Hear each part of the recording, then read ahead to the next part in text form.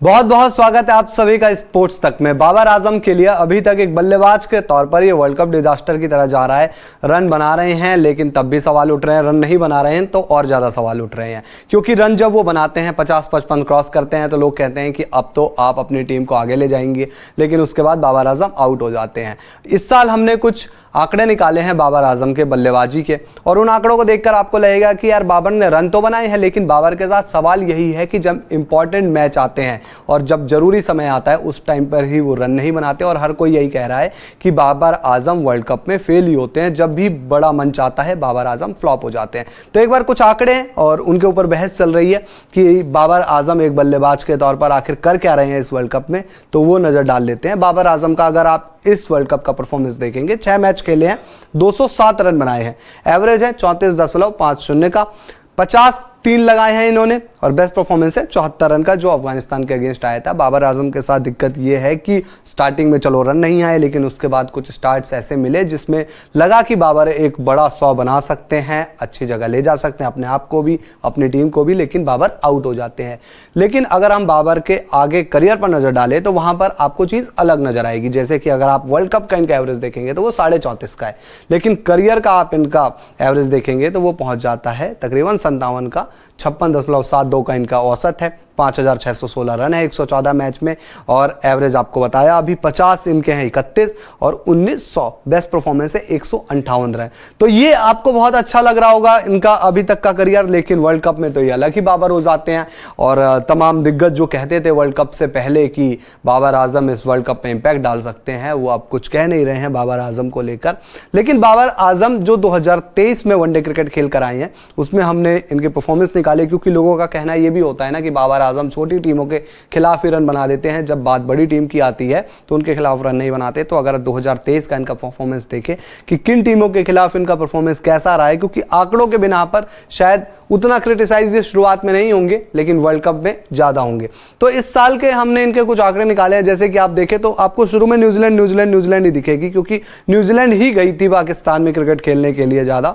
तो वहां पर 66 रन आप देख सकते हैं, एक आए 79, 2 हाफ सेंचुरी, फिर उसके बाद एक मैच में 4 पर आउट हुए, 49, 65, 54, एक सेंचुरी भी आई, 107 रन भी बनाए। उसके बाद न्यूजीलैंड के खिलाफ 1 रन पे। तो न्यूजीलैंड को अगर देखें तो 1, 2, 3, 6, 7 तकरीबन 8 मैच खेले हैं, जिसमें एक 100 भी है और 2 इनके 3 50 भी हैं, तो 4 50 है इवन। तो ये परफॉर्मेंस आपको लगेगा कि यार चलो न्यूजीलैंड के खिलाफ इन्होंने रन बनाए हैं।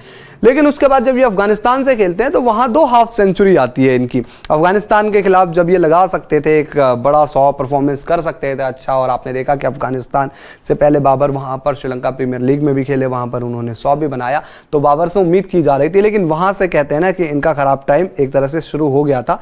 रन बना रहे थे, लेकिन बाबर से आप उम्मीद करते हो एक 100 की, एक ऐसी पारी की जो टीम को जीत दिलाए। तो बाबर आजम उसके बाद एशिया कप की शुरुआत करते हैं, नेपाल के खिलाफ 151 रन ठोक देते हैं। हर किसी को लगता है कि इस एशिया कप में तो बाबर छाएंगे, लेकिन उसके बाद बाबर कहीं नहीं दिखाई देते। बांग्लादेश के खिलाफ 17, इंडिया के खिलाफ 10 रन, इवन इंडिया का एक मैच आपको याद होगा उसमें तो बैटिंग नहीं आई थी बाबर की। उसके बाद श्रीलंका के खिलाफ 29।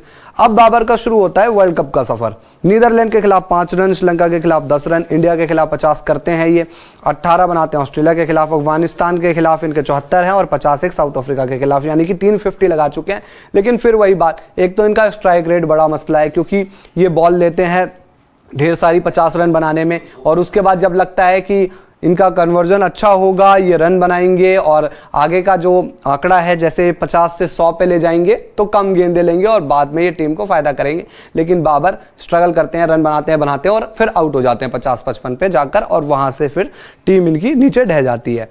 अगर अब हम यहां देखें बाबर आजम का इस साल वनडे क्रिकेट में परफॉर्मेंस, तो आपको मैंने रन्स दिखाए हर पारी के हिसाब से। अगर आप उस हिसाब से देखेंगे कि भाई बहस हो रही है कि बाबर रन तो बना रहे हैं, ऐसा तो है नहीं कि बाबर के भाई कुछ आंकड़े ही नहीं है, बाबर की कोई एवरेज ही इतनी खराब आ रही है, तो उस हिसाब से देखेंगे तो साल 2023 में इन्होंने तकरीबन 11 बार 50+ स्कोर बनाया है। तो आपको लगेगा कि चलो ठीक है ये आंकड़ा।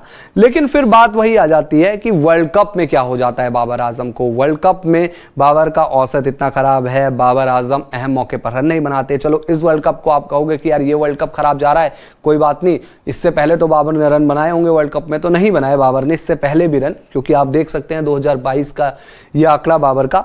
7 मैच खेले थे 2022 में जो T20 वर्ल्ड कप हुआ था ऑस्ट्रेलिया में, वहां भी तकरीबन 124 रन ही है इनके, एवरेज 17.71 का, और एक 50 आई थी, सिर्फ 53 रन बनाए थे उन्होंने एक मुकाबले में।